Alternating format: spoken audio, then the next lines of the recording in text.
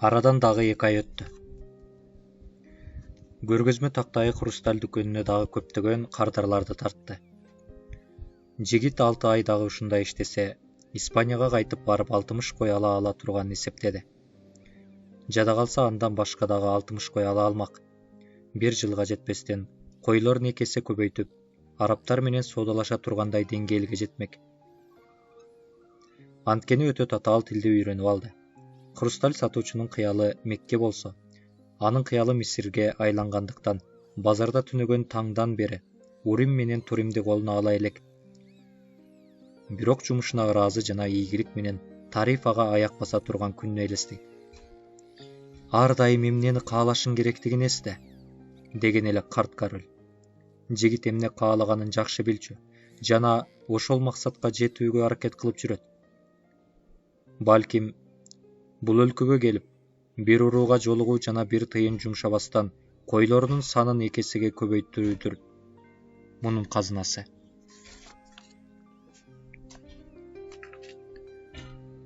Ал өзү менен сыймыктанчу. Хрусталь сатуу, сөзсүз тил жана белгилер сыяктуу маанилүү нерселерди үйрөндү. Бир күнү түштөн кийин өйдөлүш жерден чыгып, бир нерсе иче турган ылайыктуу жай таппай жүргөн адамды көрдү. Жигит белгилердин тилин билип калган. Барып кожоюнуна кайрылды. Өйдөлүш жерден чыккан адамдарга чай беришибиз керек. Чай иче турган бир топ чай бар. Бирок биз Хрусталь чөйчөктөрдө чай берсек болот. Адамдар андай чайды аябай жактырышат жана Хрусталь идиш алууну каалашат. Анткени адамдарга эң каттуу таасир берген нерсе кооздук. Соодагер бир топко чейин жардамчысын тиктеп турду. Кечинде шам намазын окуп, дүкөндү жапкандан кийин жол четиндеги таштарга отуруп, коркуратма чегүүгө чакырды. Сен эмненин артынан жүрөсүң? Деп сурады карт соодагер. Эмненин артынан жүргөнүмдү сизге айтканмын. Койлорумду кайра алуу үчүн акча керек. Соодагер коркуратманын чөйчөктөрүнө жаңыдан чок салып, түтүндү бир топко чейин соруп отурду. 30 жылдан бери бул дүкөндү иштетем. Жакшы жаман хрусталдарды айырмалай албай калдым. Сооданын бардык сырларын билем. Дүкөнүмдө кардарларыма көнүп калганмын. 30 жылдан бери бул дүкөндү иштетем. Жакшы жаман хрусталдарды айырмалай алам. Сооданын бардык сырларын билем. Дүкөнүмө кардарларыма көнүп калганмын. Хрусталь чөйчөктө чай сата турган болсом, ишим дагы чоңоет. Анда мен жашоо таризимди өзгөртүшүм керек болот. Бул жакшы эмеспи? Мен өзүмдүн жашоо таризиме көнүп алдым. Сен келе электе досторумдун иштери өзгөрүп, артка кетип, же ийгиликке жетип жатканын көрүп, бул жерде убакыт коротуп жатам деп ойлочумун. Бул ой мени кайгыга салчу. Эми абал андай эмес экенин билем. Чынында бул дүкөн мен кыялдангандай абалга келди. Өзгөртө албайм, анткени кантип өзгөртүүнү билбейм. Тактап айтканда, өзүмө өзүм көнүп алдым. Жигит эмне дээрин билбей турду. Карт соодагер сөзүн андан ары улады. Мен үчүн күтүлбөгөн кут алып келдиң. Кудайдын белеги болдуң. Эми мурда билбеген бир нерсени билип алдым. Баркы билинбеген тартуунун баары балейге айланат. Мындан ары жашоодон бир нерсе күтпөйм. Бирок сен ушуга чейин оюма да келбеген байлыктарга жана бийиктегилерге түртөсүң мени. Эми алардын эмне экенин билип, алдымдагы чоң ийгиликтерди көргөнүм үчүн өзүмдү мурдагыдан да жаман сезем. Анткени бардык нерсеге ээ болорумду билем. Бирок аны каалабайм. Бадырак саткан кишиге эч нерсе айтпаганым жакшы болгон экен, деп ойлоду жигит. Күн баткандан кийин дагы бир топко чейин коркуратма чегишти. Алар арабча сүйлөшүп жатышты. Жигит арабча билип алганына абдан кубанып отурду. Бир учурда жер жүзүндөгү бардык нерсени өзүнө койлоруна үйрөтө алаарына ишенген эле. Бирок койлорго арабча үйрөтүү мүмкүн эмес.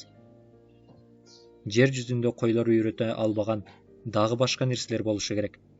Анткени алар кара курсагынын камынын башынан эч нерсени издешпейт. Алар үйрөтпөй эле өзүм үйрөнүп жатат окшоймун деп ойлоду жигит. Мактуб, деди соодагер. Айткан сөзүңүздүн мааниси эмне? Муну түшүнүү үчүн араб болуп төрөлүү керек. Бирок анын котормосу жазылган дегендей эле нерсе. Коркуратманын отун өчүрүп жатып, жигитке кардарларга хрусталь чөйчөктөр менен чай берсе болоорун айтты. Адам жашоо агымынын нугун өзгөртө албаган учурлар бар. Адамдар көчөнүн өйдөлүш жеринен жогору чыгышканда чарчап чаалыгышат. Бирок өз жерин жогорку башында бири-биринен кооз хрустальдар сатылган дүкөн бар. Жана ал дүкөндө көңүл көтөрө турган жалбыз чай берилет. Адамдар көз уялткан хрусталь чөйчөктөрдө сунулган жалбыз чайды ичүү үчүн дүкөнгө киришет. Мындай нерсе аялымдын оюна да келген эмес, деди бир адам. Бүгүн кечинде үйүнө коноктор келе тургандыктан жана хрусталь идиштердин кооздугунан каттуу таасирлениш үчүн бир канча хрусталь чөйчөк сатып алды. Башка бир кардар хрустальдуу чөйчөктө сунулган чай жакшы болооруна кызыгып отурду. Анткени чайдын жыты учуп кетпейт экен. Дагы бири сыйкырдуу күчтөргө ээ болгондуктан чайды хрусталь идиштерде берүү чыгышта өзгөчө бир жакшы адат экендигин айтып олтурду. Кабар кыска убакыттын ичинде эле элге тарап, топ-топ адамдар эски соода ааламынан бул жаңылыкты алып келген дүкөндү көрүү үчүн өр жерге жогору чыгып келе башташты. Муну көргөн хрусталь чөйчөктөр менен чай берилген башка жайларды ачышты. Бирок алар өйдөлүш жердин жогору жагында болбогондуктан кардар күтүүнүн ордуна чымын кубалап олтурушту. Аз убакыттын ичинде соодагерлер дагы жаңы эле жумушчу алды. Ошондой эле жаңылыкка суусап турган эркек аялдардын талабын орундатуу үчүн көп хрусталь жана кап-кап чай алып келе башташты. Ошентип 6 ай өттү.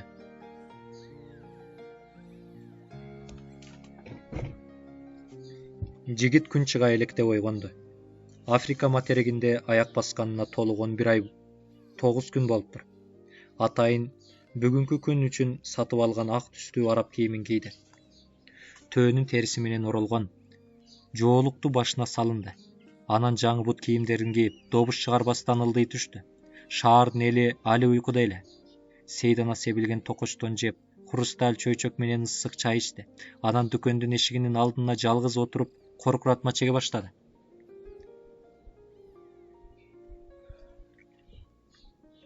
Эч нерсени ойлонбостон отуруп чекти коркуратманы. Чөлдүн жытын айдай жүргөн шамалдын үнүнөн башка үнү кылбайт.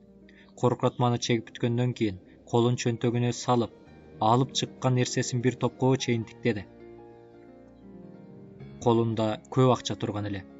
120 кой, өлкөсүнө кайта турган билети жана өз өлкөсү менен бул өлкөнүн ортосунда импорт-экспорт жүргүзүү уруксатын алууга жете турган акча. Карт соодагер ойгонуп, дүкөндүн ачылышын сабырдуулук менен күттү. Чогуу чай ичкени барышты. Мен бүгүн кетем. Койлорумду алууга жете турганчалык акчам бар. Сиздин да Меккеге жете турган акчаңыз бар, деди жигит. Карыя эч нерседе ооз ачпады. Ак батаңызды бериңиз. Мага көп жардам бердиңиз, деп айтты жигит. Карыя үн сөзсүз чай даярдап жатты. Анан бир топтон кийин жигитке кайрылды. Сени менен сыймыктанам. Хрусталь дүкөнүн жандандырдың.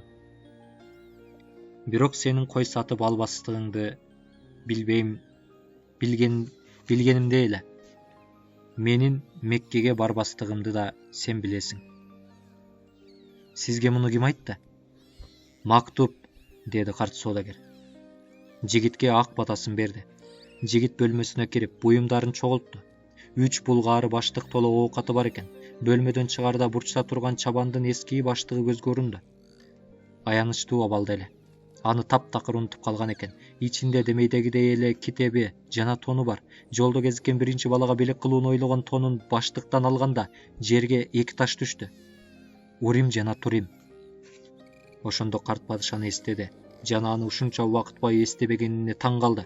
1 жыл бою тынымсыз иштеп, Испанияга жер карап барбаш үчүн керектүү акчаны табуудан башка эч нерсени ойлогон эмес эле.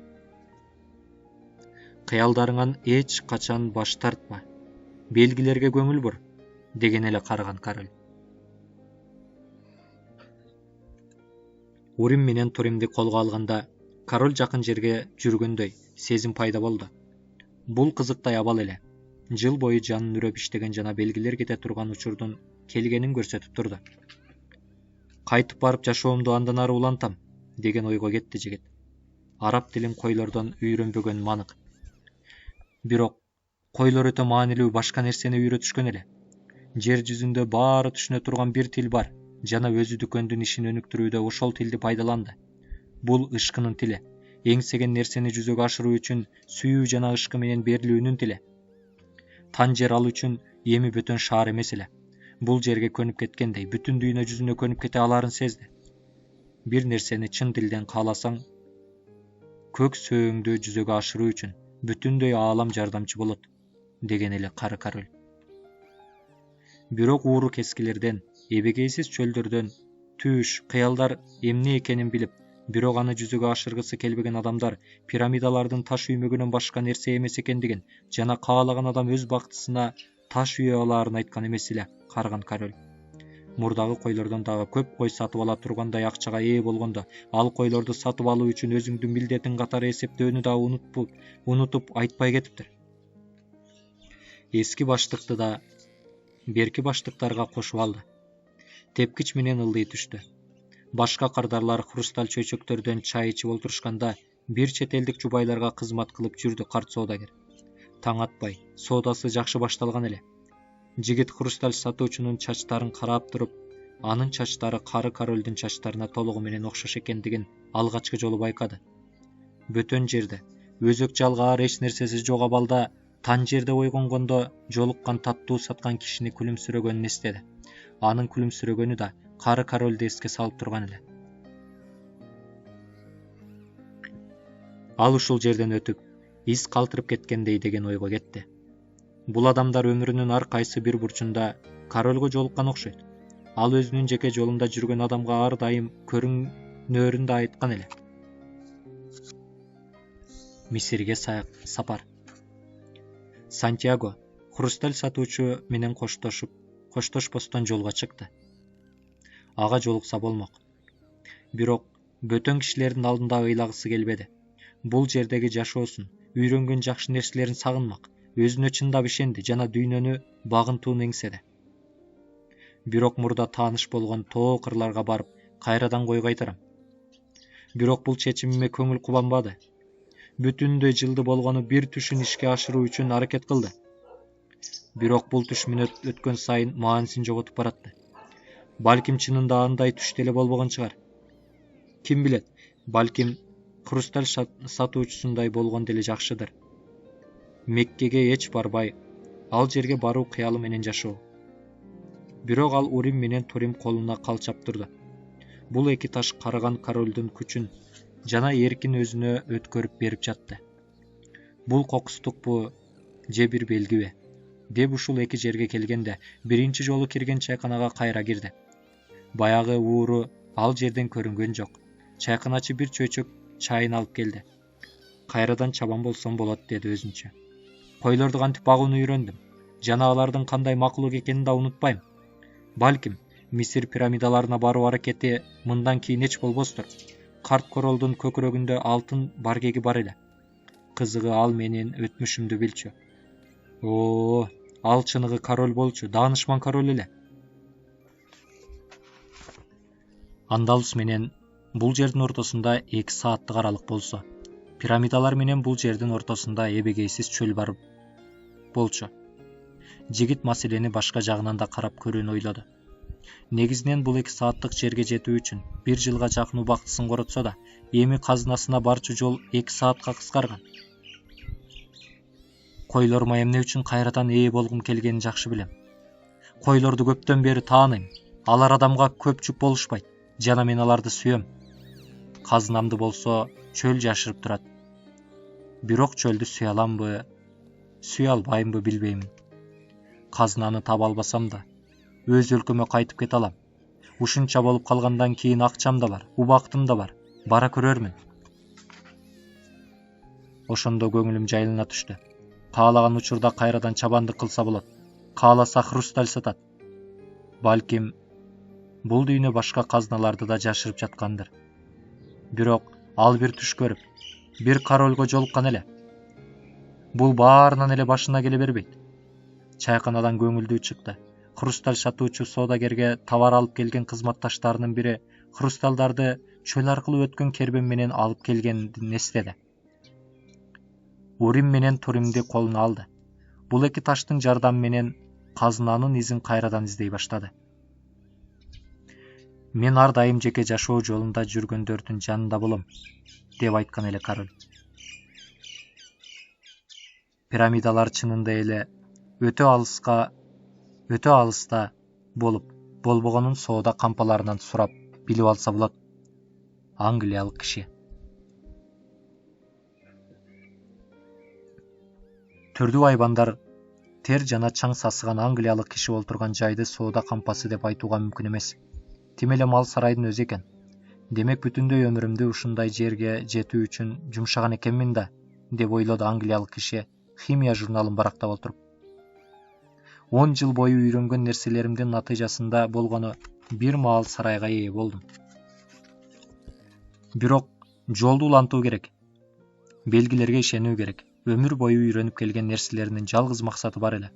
Ааламдын тилин билүү, башында эсперанто тилин өздөштүрдү, анан диндерди изилдеп, аягында алхимияга кызыгып калган. Чынында бир топ маселени чечүүгө жетишкен. Бирок анын изилдөөлөрү белгилүү бир дүйнөгө жеткенде андан ары барууга мүмкүн эместей көрүндү. Кайсы бир алхимик менен байланышууну каалаганы менен мында деле ийгиликке жете ала турган эмес. Алхимиктер өтө кызыктай адамдар. Өздөрүнөн башканы ойлошпойт жана башкаларга жардам берүүнү да каалашпайт. Балким сыйкырдуу таштын, башкача айтканда, философия ташынын сырын ача албагандыктан унчукпай жүрүшкөндүр. Философия ташын издеп жүрүп, атасынан калган мурастын бир тобун сарптап салган эле. Дүйнөдөгү эң чоң китепканаларга барып, алхимияга байланышкан эң маанилүү, сейрек китептерди сатып алган. Бул китептердин биринен белгилүү бир араб алхимигинин мындан бир топ жылдар мурда Европага барып келгенин окуган. Китепте бул араб алхимигинин 200 жылдан ашууну убакыт илгери философия ташын жана мүрөк суусун тапканы жазылган. Бул маалымат тиги англиялык кишиге каттуу таасир берген эле. Бирок досторунун бири чөлгө жасаган археологиялык саякатынан кийин укмуштуудай күчкө ээ болгон араб тууралуу айтпаганда, муну да башка эч нерселер сыяктуу эле бир уламыш экен деп ойломок. Аль-Фаюм деген жерде жашайт деп айткан эле. Адамдар анын жашы 200дөн ашкандыгын жана ар кандай металлдарды алтынга айлантуу күчүнө ээ экендигин айтышат. Муну уккан англиялык абдан толкунданып алган. Буга чейин түзгөн келишимдеринин баарын бузуп, эң маанилүү китептерин алып, мына эме сахараны басып өтүү үчүн даярданып, кете турган кербенди күтүп, мал сарайга окшогон жайда олтурат. Бул кербен Аль-Фаюм аркылуу өтөт.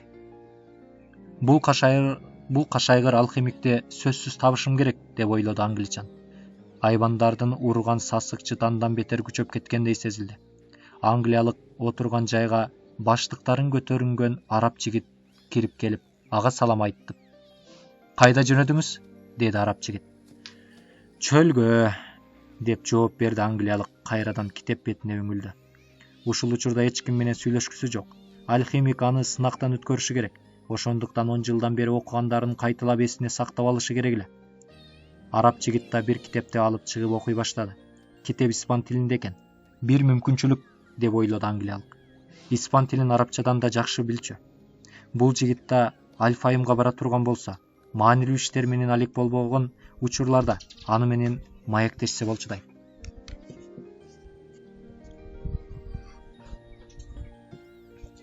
Өтө таң калыштуу, деген ойго жетти жигит. Окуянын башындагы жаназа жөрөлгөсү тууралуу окуп жатып, китепти окуп баштаганына 2 жылга жакындап баратат. Бирок ушул беттерден ары өтө албадым. Жанына жолтоо болгон карт падыша болбосо да, китепке көңүлүн бура албай койду. Бирок ошондо маанилүү бир нерсени түшүндү. Бир нерсе тууралуу чечим чыгаруу ал иштин башталышы гана. Адам бир нерсени баштоону чечкенде эч оюна да келбеген. Бир багытты көздөй каттуу агымга түшүп калгандай болот. Казынаны издөөнү чечкенимде бир хрусталь дүкөндө иштей тургандыгым оюма да келген эмес эле, деп ойлоду өз оюн бекемдөө үчүн. Ошондой эле бул кербен да менин чечимиме ылайык болушу мүмкүн. Бирок барар жолу ар дайым сырдуу бойдон кала берет. Бет маңдайына журнал окуган европалык бирөө олтурат. Сүйкүмсүз киши экен. Ичкери киргенде ага жылмая караган. Достук курса болчудай. Бирок европалык эч сүйлөбөй отурду. Жигит китептин бетин жапты. Бул европалык менен маектешүүсүнө тоскоол боло турган эч бир иш менен алек болгусу келбеди. Чөнтөгүнөн урим менен туримди алып, таштар менен ойной баштады. Чет элдик киши кыйкырып жиберди. Урим менен турим! Жигит таштарды чөнтөгүнө сала калды. Сатылбайт деди. Жартылуу акча болбойт, деди англичан. Кадимки эле кристалл таштар. Жер жүзүндө миллиондогон кристалл бар. Бирок түшүнгөндөр үчүн булар урим жана турим. Бул аймакта бар экенин билчү эмесмин. Буларды мага король берген, деди жигит. Европалык киши таң калды. Анан колун чөнтөгүнө салып, ага коюп койгондой окшош эки ташты алып чыкты. Сен король менен сүйлөштүңбү? Деп сурады. Королдун чабан менен сүйлөшүшүнө ишенбейсиң да, деди жигит. Бул жолу сөздү өзү бүтүргүсү келип. Тескерисинче, чабандар эч ким тааныгысы келбеген королго сый көрсөткөн алгачкы адамдар. Мына ошондуктан королдун чабандар менен сүйлөшкөнүнө таң калуунун кереги жок. Айткандарын жигит түшүнбөй калбасын деп төмөнкүлөрдү кошумчалады. Инжилде айтылат. Урим менен тумимде жашоонун ушул китептен үйрөндүм. Бул жерде болгону үчүн жигит өзүн бактылуу сезди. Балким бул бир жакшылыктын нишаныдыр, деди англиялык. Сизге бул белгилер тууралуу ким айтты? Барган сайын жигиттин кызыгуусу артып баратты. Жашоодогу ар бир нерсе өзүнчө бир белги, деди англиялык. Окуп жаткан китебин жаап жатып, ааламдын тили баарына түшүнүктүү болчу. Бирок адамдар бул тилди унутушкан.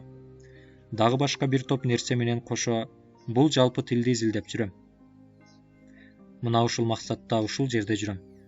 Анткени бул ааламдын тилин билген бирөөнү табышым керек. Ал алхимик. Маекти кербен сарайдын башчысынын сөзү бөлдү. Бактыңар бар экен, деди курсактуу араб. Түштөн кийин кербен Аль-Фуюмду көздөй жолго чыгат. Бирок мен Мисирге барышым керек, деди жигит. Аль-Фуюм Мисирде? Деп жооп берди курсактуу адам. Сен кайдан болосуң? Жигит испаниялык экенин айтты. Англиялык киши буга кубанып кетти. Арабтардай кийингени менен европалык экен. Белгилерди бакыт деп айтып жатат, деди англиялык. Тигил курсактуу араб сыртка чыгып кеткенде. Колдон келсе, бакыт жана кокустук деген сөздөр тууралуу чоң бир энциклопедия жазмакмын. Ааламдын тили ушул сөздөр менен жазылат. Андан ары маегин улантышты. Англиялык өзүн анын колундагы урим жана тумим аркылуу табышынын кокустук эмес экендигин айтты. Андан алхимикти издеп баратканын, жеп баратпаганын сурады. Мен бир казынаны издеп баратам, деп жооп берген жигит бул сөздү айтканына өкүнө түштү. Бирок англиялык анын сөзүнө маани бербегендей көрүнөт. Бир жагынан алып караганда мен да ошондоймун, деди. Бирок мен алхимия деген эмне экенин да билбеймин, деп кошумчалады жигит. Кербен сарай башчысы аларды сырттан чакырып жаткан учурда, мен кербендин башчысымын, деди узун сакалдуу, кара көздүү киши. Мен баштап жүргөн адамдардын баарынын башында өлүм да бар. Анткени чөп кээде эркектерди акылынан адаштырган аялга окшойт. Анткени чөл кээде эркектерди акылынан адаштырган аялга окшойт. Эки жүздөй киши жана андан эки эсе көп төө, ат, качыр сыяктуу улоолор бар эле. Арасында аялдар, балдар да бар. Бир топ кишинин белинде кылычы же ийинде мылтыгы жүрөт. Англиялык кишинин жанында ичи китеп толо сандыгы бар. Ызы чуу болгондуктан кербен башчысы бир сөзүн бир канча ирет кайталап жатты. Бул жерде ар түрдүү элдердин өкүлдөрү бар. Жана алар ар түрдүү Кудайга ишенишет. Менин жалгыз Кудайым Алла. Чөлдү дагы бир жолу басып өтүү үчүн колумдан келишинче аракет кылууга Алланын алдында убада берем. Бирок ар бириң ар дайым ага баш ийүүгө өзү ишенген Кудайынын алдынан ант берсин. Анткени чөлдө баш ийбестик өлүмгө алып барат. Көпчүлүктүн арасында күбүр-шыбыр башталды. Ар ким өз Кудайынын алдында ант берип жатты. Жигит Исанын аты менен ант берди. Англичан ооз ачпады. Күбүр-шыбыр жөнөкөй ант берүүдөн да узакка созулду. Адамдар Кудайдын коргошун тилеп дуба кылышты. Сурнай узакка чалынып, баары улоолоруна миништи. Жигит менен англиялык минерге төө сатып алышкан эле. Ошондуктан алар төө мингенде бир топ эле кыйналышты. Жигит англиялыктын оор китептер салынган сандыктары артылган төөсүнө өзгөчө боору урду. Кокустук эмес, деди англиялык, кампада баштаган сөздү улай. Бул жерде келишиме бир досум себепчи болду эле. Анткени ал досум бир арабты таанычу, жана ал араб кербен жолго чыгып, англиялык кишинин сөздөрүн угууга мүмкүн эмес болуп калды. Жигит эмне болуп жатканын өтө жакшы түшүндү. Бир нерсени башка нерсеге байланыштырган, өзүн чабан болууга багыттаган, бир түштү бир канча ирет көрүшүнө, Африкага жакын бир шаарга келишине, шаардын аянтында бир королду жолуктурушуна, бир урууга тонолушуна жана мунун натыйжасында хрусталь сатуучу менен таанышканына жана башка кол ачкан сырдуу байланыш. Кызык. Адам кыялданган нерсесине жакындаган сайын анын жеке жолу дагы көбүрөөк чындыкка себеп болот. Кербен батышты көздөй жөнөдү. Күнү бою жол тартып, күн каттуу кызый баштаганда эс алып, анан күн ылдыйлаганда кайрадан жолго түшөт. Жигит убактысынын көбүн китеп окуп өткөргөн англиялык менен сүйлөшө бербеди. Ошондуктан чөлдө бараткан адамдар менен айбандарга үнсүз көз чаптырып баратты. Жолго чыккан күнгө караганда азыр бардык нерсе башкача. Ал күнү кыйкырык өкүрүк, кичинекей балдардын кыңылдаганы, аттардын кишенегени бири-бирине аралашып, бул ызы-чуунун ичинде жол баштоочулар менен соодагерлердин үзүл-кесил үндөрү угулуп турган. Бирок чөлдүн ортосунда баратканда тынбай соккон шамал менен айбандардын үнүнөн башка эч нерсе угулбайт. Жол баштоочулар да өз ара сүйлөшпөй, үнсүз баратты.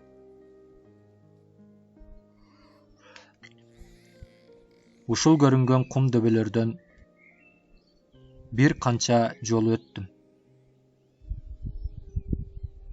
Бирок чөлдүн ортосунда баратканда тынбай соккон шамал менен айбандардын үнүнөн башка эч нерсе угулбайт. Жол баштоочулар да өз ара сүйлөшпөй, үнсүз баратты. Ушул көрүнгөн кум дөбөлөрдөн бир канча жол өттүм, деди бир төөчү жанындагы. Бирок чөл өтө кең жана горизонт өтө алыс болгондуктан адам өзүн кичинекей сезет жана үндөй албай калат. Жигит ушуга чейин чөлдө жүрбөгөнү менен төөчүнүн эмне деп айтып жатканын түшүндү.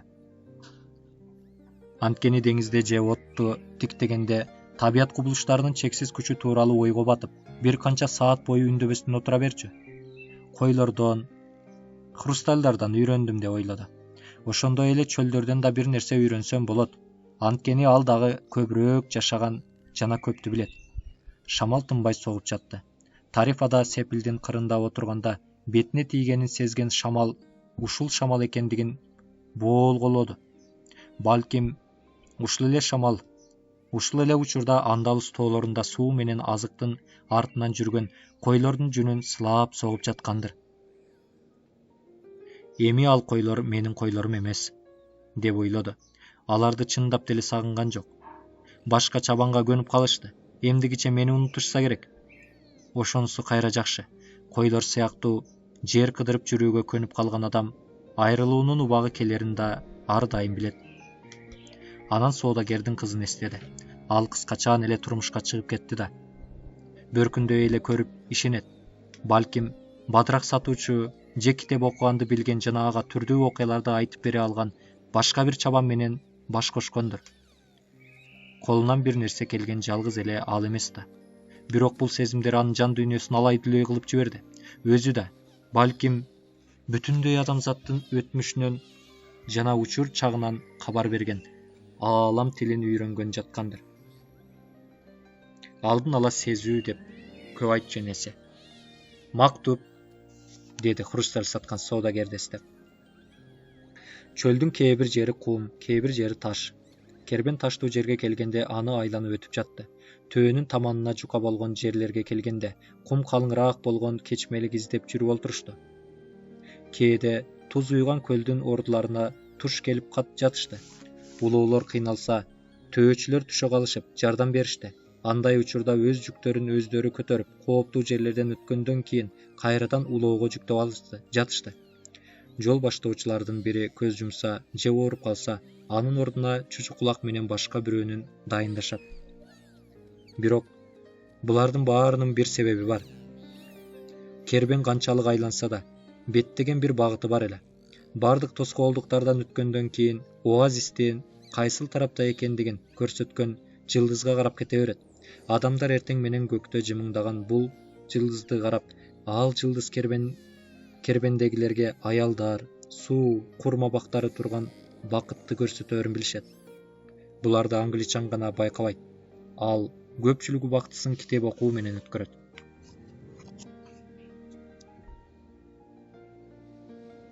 Сапардын алгачкы күндөрүндө жигиттин окуган китеби бар эле. Бирок ага кербендик жүрүшүнө көз чаптырып, шамалдын үнүнө кулак түргөн кызыктуу болду. Төөсүн дагы жакшыраак таанып, ага жакын боло баштаганда китеп окуганды да таштады. Ошондой эле анын китепти ачса эле маанилүү бир кишини жолуктуруп калам деген негизсиз ишеними да бар эле. Акыркы учурларда ар дайым жанына келаткан бир төөчү менен ынак болуп кетти. Кечинде өргүгөндө оттун жанына эс алып жатканда ага чабан болуп жүрүп башынан өткөргөн кызыктуу окуяларды айтып берип жүрдү. Төөчү бул маектеринин биринде ага өз жашоосу тууралуу айтып берди. Мен ал кайрымга жакын жерде бир айылда турчумун. Бакчам, балдарым жана өлүмгө чейин өзгөрбөс жашоом бар эле. Бир жылы түшүм адаттагыдан мол болду. Меккеге барып ошол убакытка чейин орундата албай жүргөн милдетимди аткардым. Эми көңүлүм тынч өлө берсем болот, жана өлгөнүмө кубанмакмын. Бир күнү жер титиреп, Нил ташкындап кетти. Ошол убакытка чейин башкалардын гана башына келүүчүдөй сезилген кырсык менин башыма да келди. Коңшуларым зайтун бактарын сел алып кетишинен коркушту. Аялым болсо балдардын суу алып келишинен коркот. Мен да тапканымдан айрылып калаарымдан корктум. Бирок арга жок. Жерден алына турган эч нерсе калбады. Мен болсо жашоо үчүн башка арга издедим. Эми төөчү болуп жүрөм. Бирок ушунун арты менен Алланын сөзүн түшүндүм. Эч ким белгисиз нерседен коркпошу керек. Анткени баары каалаган жана муктаж болгон нерсесине жетет. Өмүрүбүздөн, эгин талааларыбыздан жана башка колдогон нерселерден айрылып калуудан коркобуз. Бирок өмүр таржымалыбыз менен дүйнө тарыхы бир кол тарабынан жазылгандын түшүнөрүбүз менен коркунуч жоюлат. Кээде кечки өргүү учурунда кербендер жолугуп калат. Баардык нерсе бир кол тарабынан жазылгандай. Бир кербенге зарыл нерсе аркынысынан табылып калат. Төөчүлөр кум бороон тууралуу бири-бирине кабар берет. Отту тегеректеп отуруп алышып, чөл тууралуу окуяларды айтышат. Кээде жүздөрүн жаап алган сырдуу адамдар келип калышат. Алар кербендердин жолун көзөмөлдөгөн бедуиндер, алар каракчылар, зөөкүр уруулар тууралуу маалымат беришет.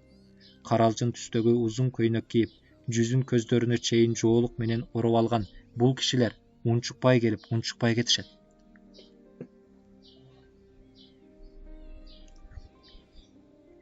Ошол кечтердин биринде оттун боюнда отурган жигит менен англиялыктын жанында төөчү да келди. Уруулар арасында согуш болуп жатат деген имиштер бар, деди. Үчөө тең унчукпай калышты. Баары үнсүз отуруп калганынан жаш испан жигит бир коркунуч бар экенин сезди. Сөзсүз тилде аалам тилин дагы бир жолу түшүндү. Бир топ убакыттан кийин англиялык коркунуч бар жок экендигин сурады. Чөлгө чыккан адам үчүн артка жол жок. Артка кайта албагандан кийин башка аргасы да жок. Алдыга гана ылайыктуу жол издейт. Коркунуч болсо да андан аркысын Алла билет, деп жооп берди төөчү. Кебин мактуб деген табышмактуу сөз менен аяктады. Төөчү кеткенден кийин жигит англиялыкка кайрылды. Кербендерге көбүрөөк көңүл бурушуңуз керек. Айланып жүрүп олтурганы менен бир эле жерге баратышат. Сиз дүйнө тууралуу дагы көп нерсе окушуңуз керек. Китептер так эле кербен сыяктуу, деп жооп берди англиялык. Кербен жүрүшүн ылдамдатты. Күндүз эле үнсүздүк өкүм сүрбөстөн адамдардын түнкү от боюндагы маектешүүлөрү да азайды. Бир күнү кербен башчысы ниети бузук бирөөлөргө бай кол байкалбаш үчүн отту да жактырбай салды. Жолоочулар өшүбөш үчүн тегеректеп жаткан улоолордун ортосуна бири-бирин ныкташып жатып уктай башташты. Кербен башчы өргүгөн жердин жакка белине күзөтчүлөрдү койду. Ушул түндөрдүн биринде англиялыктан таптакыр уйку качты. Ал баарын испан жигитти таап, жакын жердеги кум дөбөлөрүнүн үстүнө экөө ээрчишип жүрүштү. Ай жарык. Жигит баштан өткөргөндөрүнөн бери англиялыкка сайме-диреп айтып берди. Англиялык жигитти шарапаты менен өнүгүп кеткен хрусталь дүкөнүн кызыктырды. Баардык иштерди негизги эрежелер жөнгө салат. Бул алхимияда ааламдын руху деп аталат. Бир ишке чын тилибизден берилсек, ааламдын рухуна дагы жакыныраак болобуз. Бул таасирдүү күч. Ошондой эле мунун адамзатка гана таандык өзгөчөлүк эмес экендигин айтты. Кен байлык болсун, өсүмдүк болсун, айбанат же бир ой пикир болсо да, жер жүзүндөгү баардык нерсенин өзүнүн руху бар эле. Жер астындагы жана жер үстүндөгү баардык нерсе тынымсыз өзгөрүп турат. Анткени топурак жандуу жана анын да руху бар. Биз ошол рухтун бир бөлүкчөсүбүз. Анын бизге пайдасын көп биле бербейбиз. Хрусталь дүкөнүндөгү вазалардын да сиздин ийгилигиңизге салым кошкондугун билип коюшуңуз керек. Жигит айдын нуруна жана ак кумдарга тигиле карап, бир саамга үнсүз турду. Чөлдө бараткан кербендерге назар салдым, деди бир топтон кийин. Кербен менен чөл бир тилде сүйлөшөт. Чөл кербендердин сапарылашына мына ушул себептен жол берет. Аны менен кынтыксыз айкалышып турганын түшүнүү үчүн кербендин ар бир кадамын сезе билгендиктен кербен барчу жайына жетет. Эгер арабызда эр жүрөк болгону менен бул тилди түшүнбөгөн бирөө болгондо, алгачкы күнү эле өлмөк. Экөө тең айдын жарыгын карап турушту. Белгилердин сыйкыры деп улантты жигит сөзүн. Жол көрсөтүүлөрүбүз чөлдүн белгилерин кандай окуганын, кербендин руху чөлдүн руху менен кантип сүйлөшкөнүн көрдүм. Бир топ убакыттан кийин англиялык сүйлөй баштады. Чынында эле кербенге бир аз көңүл бурушум керек. Мен болсо сиздин китептериңизди окуйн, деди жигит. Түшүнүксүз китептер эле. Сымап, туз, аждаарлар жана падышалар тууралуу баяндалганын билгени менен эч нерсе түшүнгөн жок. Баардык китептерде эле кайталанган бир пикир бардай. Баардык нерсе бир жана жалгыз нерсенин белгиси. Ал китептердин биринен алхимиянын түпкү тексти бир канча саптан гана тургандыгын жана бир зымырт ташка жазылганын билди.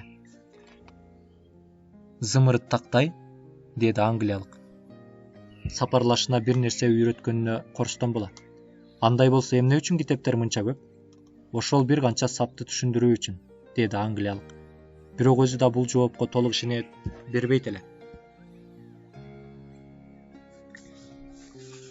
Жигиттин көңүлүн бурган китепке белгилүү бир алхимиктердин жашоосундагы окуялар орун алыптыр. Алхимиктер бүтүндөй өмүрлөрүн лабораторияларында металлдарды ажыратууга арнаган адамдар эле. Бир металл бир канча жыл бою отто эритилсе, өз касиетинен ажырап, анын ордуна ааламдын руху гана калаарына ишенишчү.